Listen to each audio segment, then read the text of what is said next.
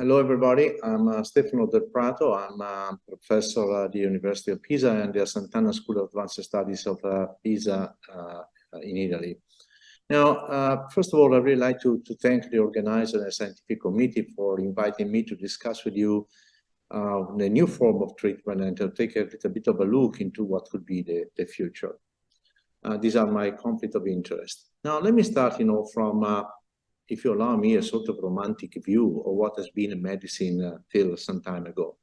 Now, this is a nice picture, as you can see it, and what you can see here is a doctor and a patient. And what has been done at that time actually was to examine the patient, to ascertain signs and symptoms, to relate them to the available knowledge, and to recognize patterns, and also to accumulate wisdom via empirical trials and errors. In other words, what we were trying to do in the past was to apply remedies best suited for the situation at hand. In other words, what the doctor in the old days used to do was to try providing the right therapy to the right patient at the right time. And if you think, very little has changed. If you consider, for instance, what has been the most recent recommendation from the ADA-EASD consensus report for the treatment of hyperglycemia in type 2 diabetes, the main message is the patient is at the center. And in order to really put the patient at the center, we needed to build around him a sort of a pathway that really takes into account multiple factors to really individualize the treatment in order to prevent the complication and optimize the quality of life. And the first point, the first recommendation is to assess the key person characteristic. In other words, if you want the phenotype of the person, what is typical about that person that may guide our clinical decision? Now, this has been something that has been around for a while. With some colleagues of mine in the past, something like 10 years ago, what we have been discussing was how can we personalize the target for the treatment of a person with type 2 diabetes. And what we have been suggesting was that you need to consider some characteristics, some phenotypes, but not only that, also including personal preferences and some environmental, social determinants that may really affect what could be the target for a given person. And in order to facilitate the process, we also been suggesting to use the so-called ABCD way. And for A stands for age, B for body weight, C for complication, and D for duration. What does it mean? Let me try to explain to you better, how, keeping in mind the A, B, C, D, we can have a better phenotype of the patient, and because of that phenotype, we can also try to realize a more personalized treatment. Age is important, and we can split our population with a young population, middle age, elderly. C, for complications, I said, again, we can split the population on the basis of the ages in the presence of absence of complication. Or D, for the duration of the disease, a shorter duration, a longer duration. And based on this characteristic, you can also try to identify what would be the potential glycemic target, or at least what we consider at that time what would be the main target that was glycemic control. And you can easily appreciate that going from a very young, without complication at all, to a very elderly person with complication, we may be different, take a different approach in terms of identifying what would be the target. And of course, there is also the physical characteristic of a person, if you want the phenotype, like for instance, the body weight. And the body weight can be taken into account because that body weight can also help in identifying what could be the best pharmacological option for that person. It's an exercise that has been already utilized in the past. And this may help in evaluating the efficacy, the risk of hypoglycemia, the effect on body weight, the side effects, the cost, and so on. For every one of us, it may be easy when we sit in our office to identify people that are elderly or frail, or those that are maybe more prone to hypoglycemia, those with variable compliance, obesity, A1C, and so on and so forth. And for each one of these categories, as has been done here by Anna Gloin and Dan Drucker, you can identify potential treatment on the basis of the current armamentarium. So for the frail, we have drugs like that. For the hypoglycemia, with drugs that are not associated with the risk of hypoglycemia. For those with a poor compliance, we have better way nowadays. And again, for obesity, and more focus is based on obesity right now. And we have drugs that have been more effective in reducing glycemic control. However, there's one thing that I pointed out to you here.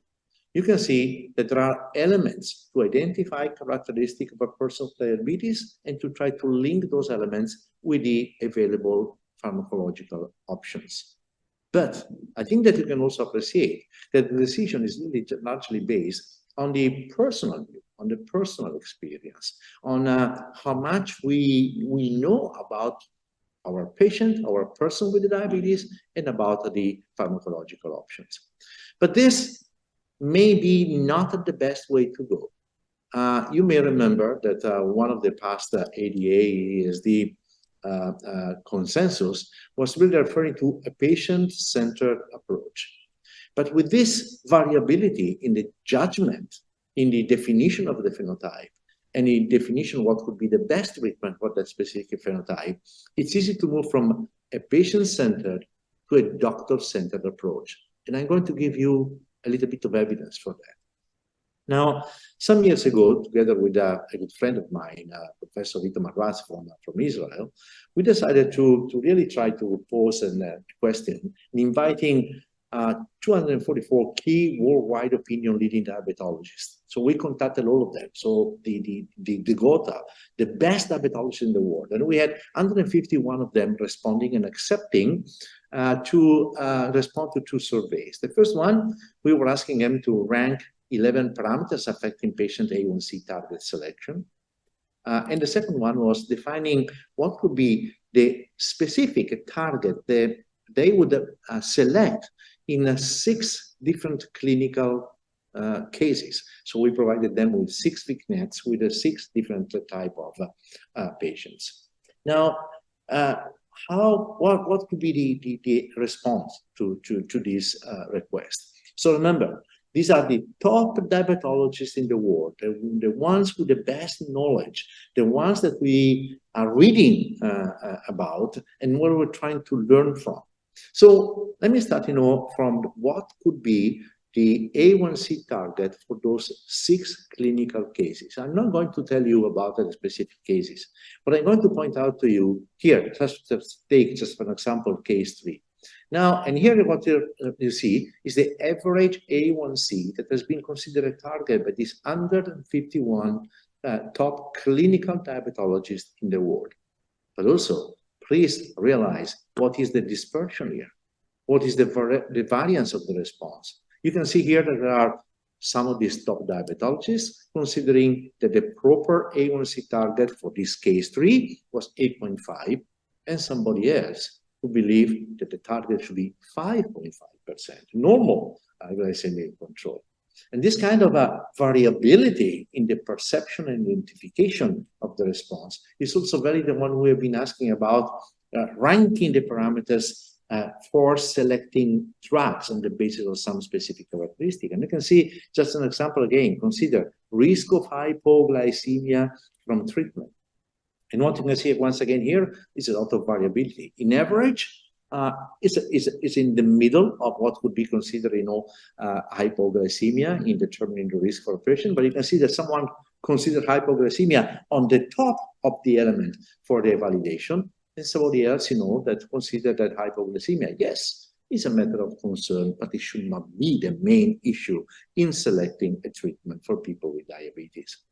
So it can be very easy to move from a doctor-centered, from patient-centered to doctor-centered.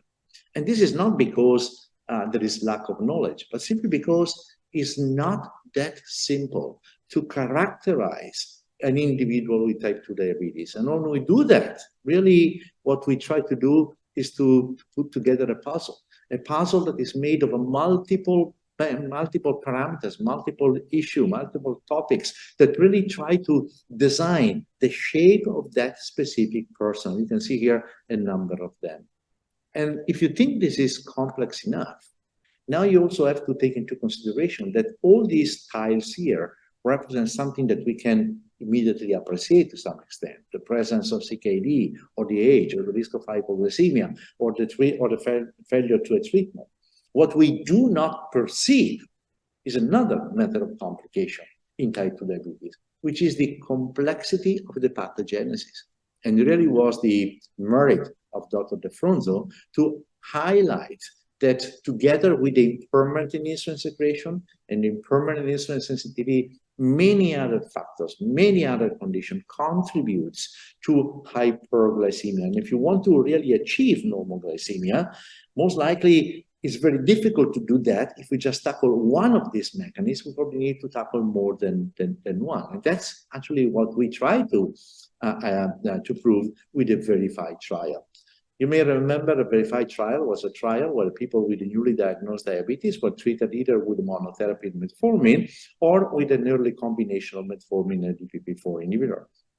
And the main result was sort of obvious that if you treat people with more than one drug and you tackle more than one pathophysiological mechanism, you do reduce the risk of failure. In particular, the reduction of failure was 50%, 49% to be more precise. However, let me point it out something to you here. What could be considered a demonstration that an early combination therapy is better than monotherapy? Yet, there is something that you needed to really focus on. Consider, for instance, initial monotherapy. You can see here initial monotherapy was failing over the time at a greater extent. However, after 5 years, as being predefined in the trial, we still had 40% of the people on target. And when you consider early combination, that definitely is associated with a more sustained glycemic control and reduced risk of a failure, yet still we have 45% of the people failing. So why is that? And I think that, this is a good example to say that we tend to treat all the people with type 2 diabetes as a sort of unique condition. But type 2 diabetes is more complex than that. What we do consider a big bucket, and we call this big bucket type 2 diabetes, most likely it comprises multiple subtypes of diabetes. As an example here. This is something that we're learning. And again, if you add on top of what is the reason for this heterogeneity, you need to bring in what is another important factor in the pathophysiology of type 2 diabetes. And that is, it's genetic. Now, genetic is very complex. You may have identified this person here. This is Francine Collins, that has been the director of the NIH and was really the leader of the human genome at the NIH. Is one of the top geneticists in the world. Now, in 2006, Francis Collins claimed, I expect there are about 12 genes involved in diabetes, and that all of them will be discovered in the next 3 years. A very optimistic view. And in spite of all this knowledge and this respect, Francis Collins could not imagine that the number of genes that are associated with type 2 diabetes has been progressively increasing, more than 12. Right now, and this again is already 5 years ago, what we have been identified, it's at least 231 loci reaching genome-wide significance in BMI unadjusted. And if you get rid of what could be the influence of the body weight of the obesity, there are still 152 loci that are associated with the risk of type 2 diabetes. And there is more to add to this complexity, because not only we have a lot of genes, but these genes overlap to some extent in defining the phenotype. You can see here, for instance, genes that are shared between the beta cell function and hyperglycemia, or genes that overlap for different conditions, insulin and the overall genes of diabetes, or to some extent also to genes associated with insulin sensitivity. How can we move out of this? How can we try to identify genotype, phenotype that may be able to drive our clinical decision? One way is to apply to this large number of genes involved in the pathophysiology of type 2 diabetes a cluster analysis. It has been done here, for instance, in this paper. What you can see is just an example, and I'm not going to spend time to take you through, but but you can see here these are different phenotype C-peptide, BMI, waist-to-hip ratio, and so on and so forth. And you can see here that by cluster and using the cluster of the different genes on the basis of the diabetes, it's possible to identify 1, 2, 3, 4, 5 different types of diabetes. All of them characterized by specific features. Those with a more prominent defect at the level of the beta cell, those who probably with a defect at the level of the manipulation of proinsulin to generate insulin, those that are more associated with obesity, lipodystrophy, and liver and lipids. But again, this would require to have the genetic background. Now, what can we be done here? Now, cluster analysis is an important and is a useful approach. And the same approach has been used, rather than using the genes, to use some clinical features. That has been done by Dr. Alkvist and Leif group in Malmö in Sweden. Now, what you can see here is the population in this Cambia study, close to 9,000 individuals, with the typical classification for diabetes that we usually do. As we know, 90+% of the people that we define with diabetes have type 2 diabetes. About 1.5% may have type 1 diabetes, and in between there are type LADA and other forms of diabetes. Now, what I have done, however, is to collect a number of information, clinical information of these individuals, like, for instance, body mass index, age of onset, and a proxy for insulin secretion and insulin sensitivity, and the presence of autoimmunity. And they use this data, these parameters here, to run a cluster analysis and to reanalyze the classification. And by reanalyzing that classification that only had the 3 types of diabetes, they were able to identify 5 subtypes of diabetes that they have called a group with severe autoimmune diabetes, type 1 diabetes if you want, those with a severe insulin deficient diabetes, those with severe insulin resistant diabetes, those with mild obesity related diabetes, and mild age related diabetes. So what is the advantage to have this kind of new classification of diabetes? Now, there are advantages because, first of all, this distribution has been confirmed and validated in other populations, and you can appreciate that by and large, the distribution across the population is very similar. Not only that, but also in the specific population, in the specific subgroups, they have been analyzing what has been the difference in terms of the distribution of the 5 elements that have been used to generate these different clusters. So you can see the distribution here. But what is even more of interest, it's what could be the potential clinical implication of identifying a subject with a severe insulin deficiency versus a person with age-related type 2 diabetes. And this is sort of suggested when you look at what has been, for instance, the relationship between the different cluster in the diabetes, in type 2 diabetes, and the risk of developing complication.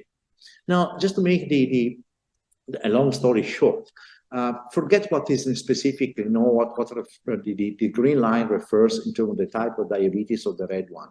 But just focus, you know, on how different is the trajectory of these lines here in terms of time to chronic kidney disease. And you can see here that there is a subtype of diabetes that is more prone to develop chronic kidney disease, as well as there are other individuals that are more prone to really end up with an end-stage renal disease or to time to coronary events. And this, I think, is important because if I can identify earlier on those who are more prone to develop kidney disease, I may identify treatment that may have better focus and better protection in terms of the kidney function. And again, the distribution across the cluster, the different phenotype that have been built to the cluster may also be able to identify differential response in terms to the treatment. Because you can see here, again, forget what exactly is one color and what one color defines in terms of diabetes. But again, appreciate what is the distribution and the difference in terms of this trajectory. In this specific cases, time to treatment with an oral agent other than metformin, or to sustain insulin use. So again, you can see that it's possible to identify subgroups of individuals that may be really able to guide our clinical approach and selecting treatment. And this is in the hands of a LAIF group lab. But what about, other situation? How much this could be validated in other population? This has been done, for instance, in Germany. This is a paper by Michael Rodin. Same kind of distribution, same kind of the clustering analysis, same identification of the same groups here. And what you can see here in newly diagnosed diabetes and 5 years after 5 years of the disease, what has been the changes in terms of nephropathy. And what you can see here, there are indeed someone and some groups that tend to develop more over the time progression in the impairment of the kidney function. The same is valid when you do consider diabetic neuropathy. So the cluster, or if you want the possibility to identify specific individuals, may also help in identifying those that may require more specific focus in order to prevent the progression of development of specific complications. Now, this has been done in sort of a general population. But going back again in terms of the response, in terms of the treatment, what can we learn? Now, this cluster analysis, it's relatively simple to be performed, and has been actually applied to trial population.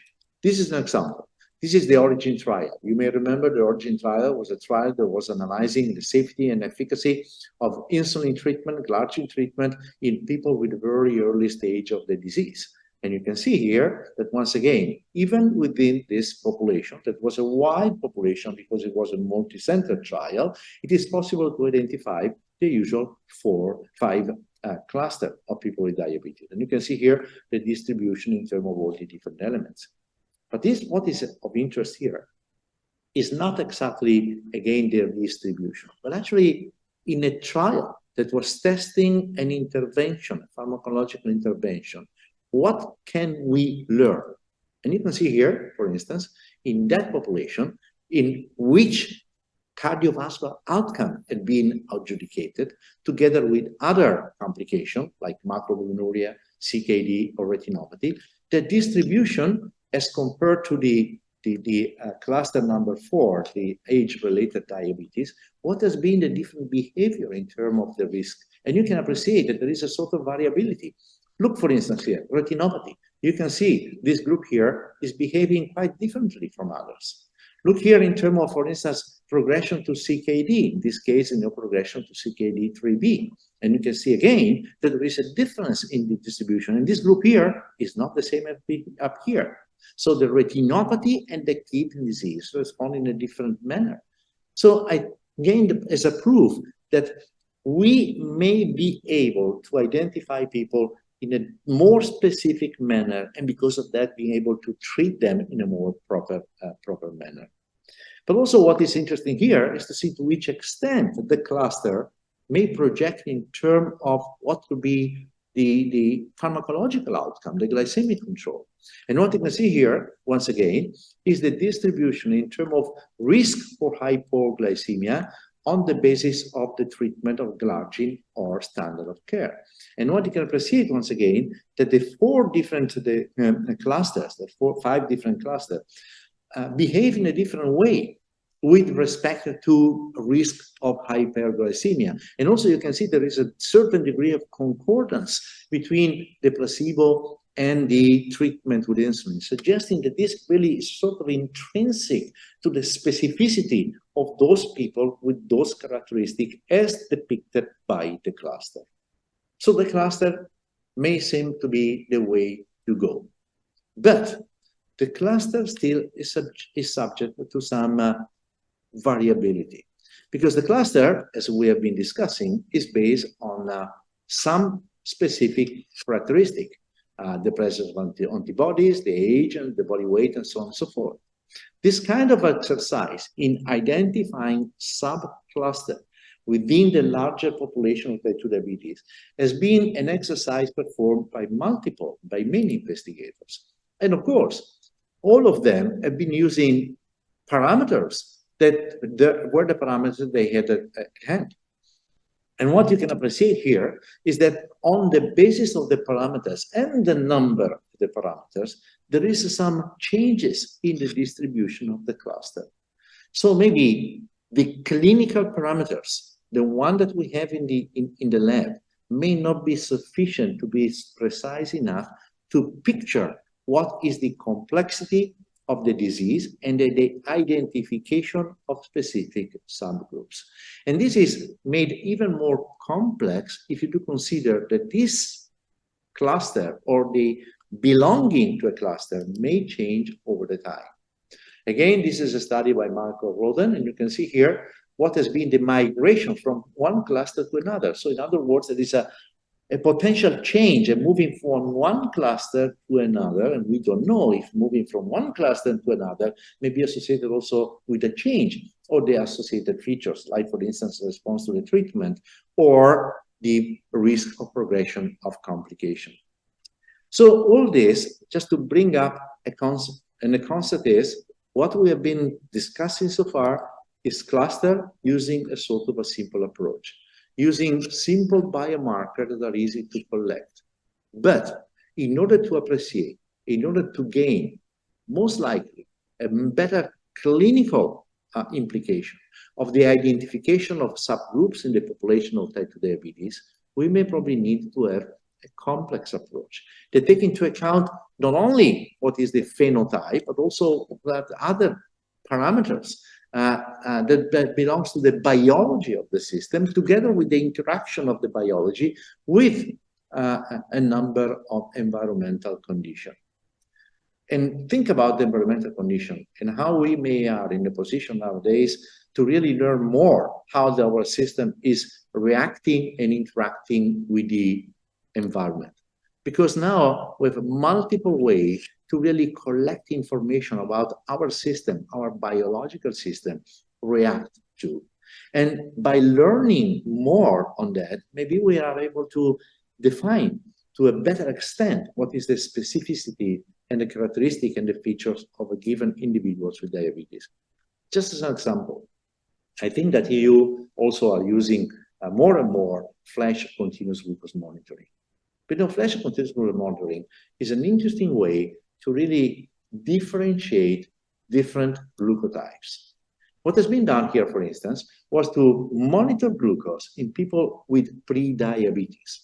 And what you can appreciate here is that even in the very early stage of the disease, there are different glucotypes, different profile of glycemic control or of glycemic profile. Those with low variability, with moderate variability, with severe variability. And you can really distribute the population according to this variability. But what is important is that that variability is already linked to some extent to specific characteristic that also are characteristic associated with the pathophysiology of the disease.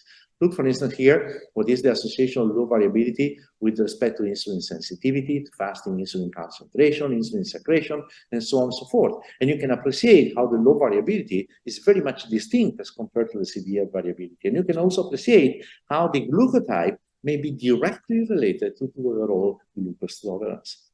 So we may be able in the future to have a better understanding, grasp of the characteristic of the patient. Although this is going to be a complex process, it's a process that may require not only a significant and detailed information on the omics of a given individual, but also how the genomics, the proteomics, the metagenomics, and so on and so forth interact with the environment. And in order to gain just one big information that now is called the phenome.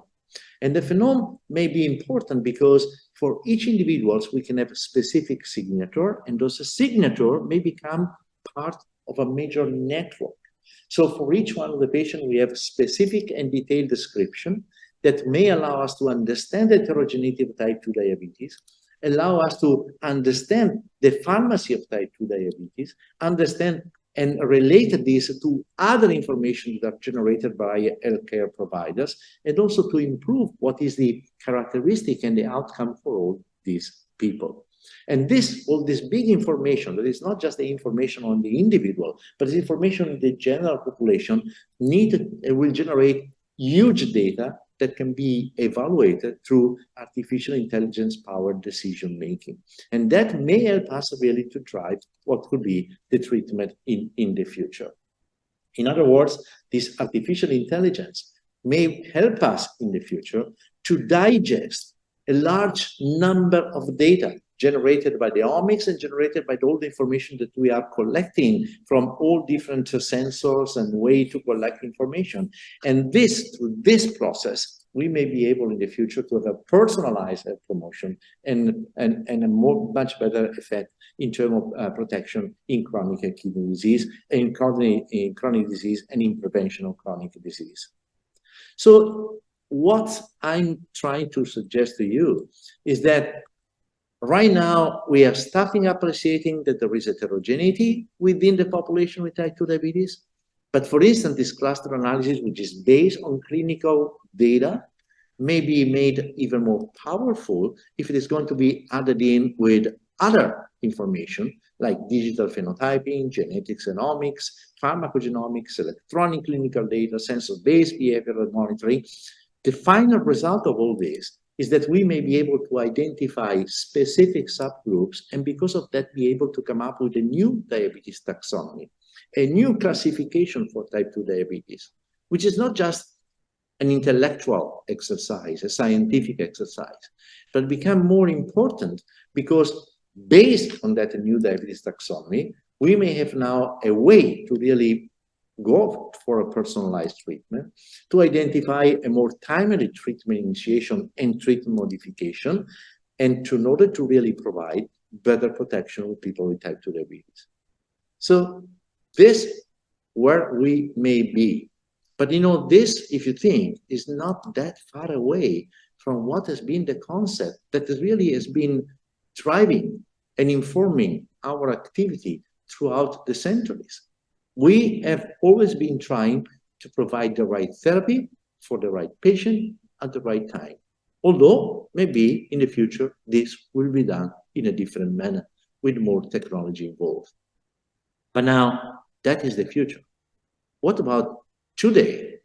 How we can really implement or take this concept about the phenotype and the phenotype driving proper treatment in people with type 2 diabetes? Let me go back to the starting point. And the starting point, as you remember, was the call from the most recent consensus of treatment of hyperglycemia and type 2 diabetes from the ADA and the ESD for putting the patient at the center. And putting the patient at the center means to really identify and satisfy and meet specific needs of those individuals. And what has been suggested is that this can be done taking into account specific traits that needed to be evaluated in each type 2 diabetic individual at the time of diagnosis. And those 4 elements that may be a simplification of what I've been telling you so far, but it's what we have in our hands and we can pursue today.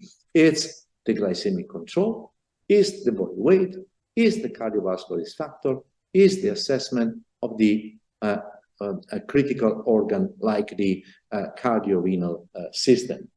So what can we do here? How can we utilize this trait here, glucose, body weight, risk factors, organ damage, in order to drive a more and proper pharmacological treatment in diabetes? Consider for a moment, what is the need for a glycemic control? What has been suggested here is that in our person with diabetes, if the glycemic management is a specific need, and if is needed, what we need to do is to ensure proper and sustained glycemic control. And this can be obtained by using more powerful drugs that we have nowadays, but also considering the potential for combination, although I showed you that combination may not be the final solution. However, the combination is a step forward, because the combination not only has been shown to increase durability of glycemic effect with the potential to address therapeutic inertia, because it simultaneously targets multiple pathophysiological process that underlies chronic hyperglycemia and type 2 diabetes. And also because, of fixed combination, it may also help in improving adherence and treatment persistence. But also because with the treatment, the pharmacological treatment that we have in our hands nowadays, we also can leverage on the complementary clinical benefits, which is not only durability of glycemic effect, but also combining drug in order to combine glycemic effect and weight and cardiovascular risk reduction and kidney function. So because of the combination, we may be able to really meet the specific needs of the individual that may not just be glycemic control, but it may be more than that. And body weight, for instance, is an important one. In the most recent ADA-ESD consensus, we have put a lot of focus on weight management. And by the way, diabetes and obesity are very common and strongly linked. And what we have been recommending here is that if the phenotype is the obesity, what we need to do is to really consider what needs to be done in order to try to achieve achieve body weight reduction. Even considering, if needed, metabolic surgery early on for the morbid obese individuals, particularly they already have some complication. But when you come to the moment to choose a glucose-lowering therapy in those individuals, we need to consider what we have at hand. So in other words, to consider a regimen with high to very high dual glucose and weight efficacy. And now we have drugs that are definitely more efficacious in terms of glycemic control and body weight loss, and more will be in the future. And I think that we need to consider this very carefully, because body weight reduction is associated with a number of benefits. And this benefit is definitely associated to the degree of a body weight reduction. So you can see here from 0 to 5% what we can obtain. But let me show you here that if you go to up to 15% or more in terms of body weight reduction, you can really impact in terms of heart failure, in terms of cardiovascular mortality, and early on, even in terms of type 2 diabetes remission, which is definitely something that is of a great importance.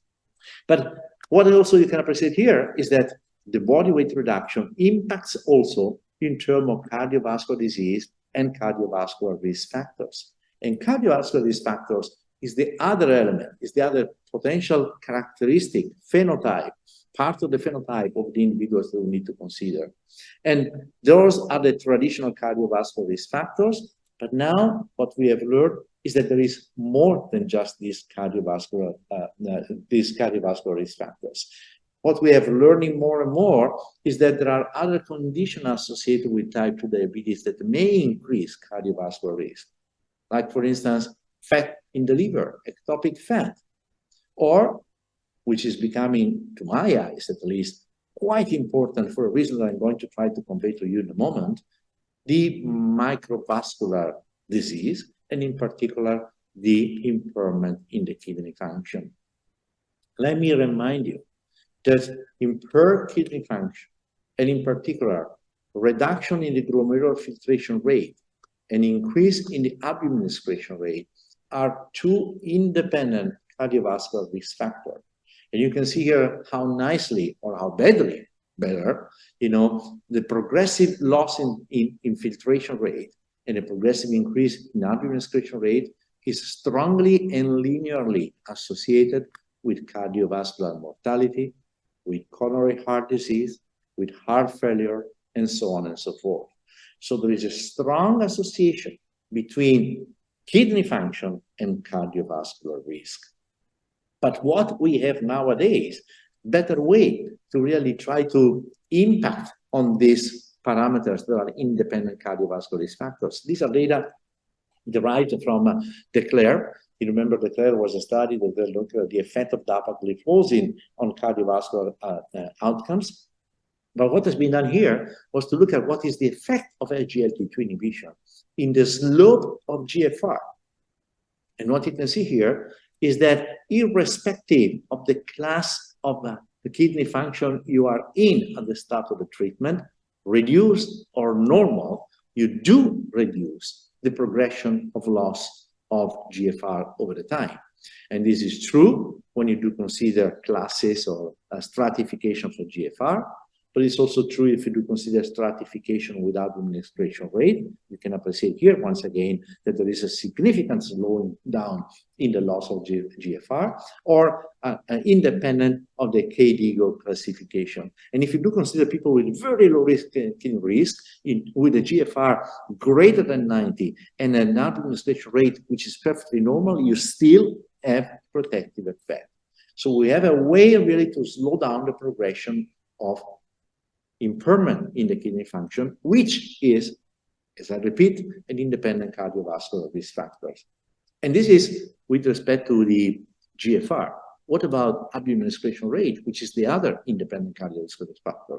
Here again is a declared TIMI, and you can see that overall dapagliflozin was associated with a reduction in the administration rate. But what's important or interesting to see is that this is distributed across all different conditions of microglinuria. Yes, of course, it's minor, it's mild, and of course only after a long period of treatment in those with an administration rate which is perfectly normal. But it becomes quite apparent already in people with still an administration rate which is in the normal range, but it's in the upper normal range, to become fully apparent when you move into the pathological values of administration rate. So we have the potential, and this effect translates indeed in a protection with respect to what is cardiovascular risk and renal progression. Again, I'm taking advantage of the declared TIMI because the declared TIMI has been reanalyzed recently on the basis of the KDIGO category. So here you have people with a low risk, moderate risk, high risk, and very high risk. And you can appreciate that there is no P of interaction, suggesting that the effect that has been seen in the overall population is retained for each one of these conditions with respect to cardiorenal composite outcome. And it's also true in terms of the kidney-specific composite outcome.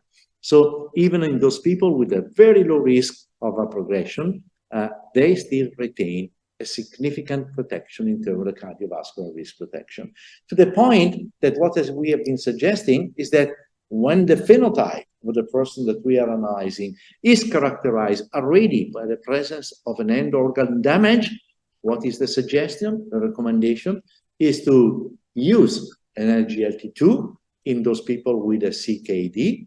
But as I mentioned to you, considering also the potential for slowing down the process, even in people without CKD, in those people with an atherosclerotic cardiovascular disease, a GLP-1 receptor agonist or an SGLT2 with a proven cardiovascular disease benefit, and in those with heart failure, an SGLT2 for the reason that we know very well.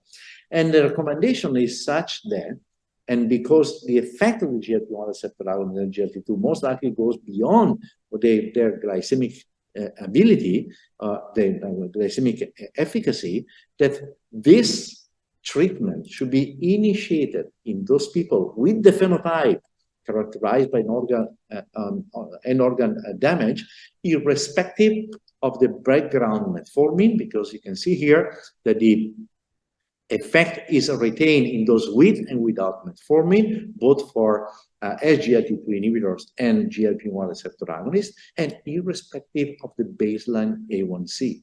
So you can see here that in people with an A1C below 8.5 or 8.5%, SGLT2 retain the same kind of cardiorenal protection, and for GLP-1 receptor agonists, again, those with high or low A1C at baseline had the similar effect in terms of cardiovascular protection.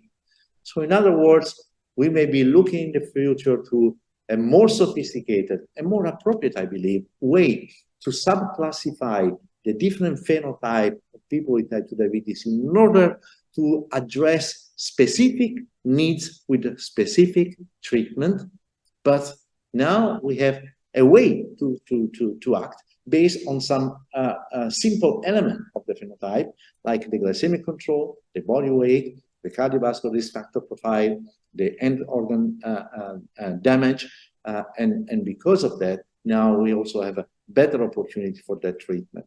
So we have ways to really try to identify phenotype even today, while we wait for a more sophisticated way. We have better way to try to reduce the degree of the complication and optimize the quality of life of the people with type 2 diabetes, we only have one thing to do, which is let us make it work.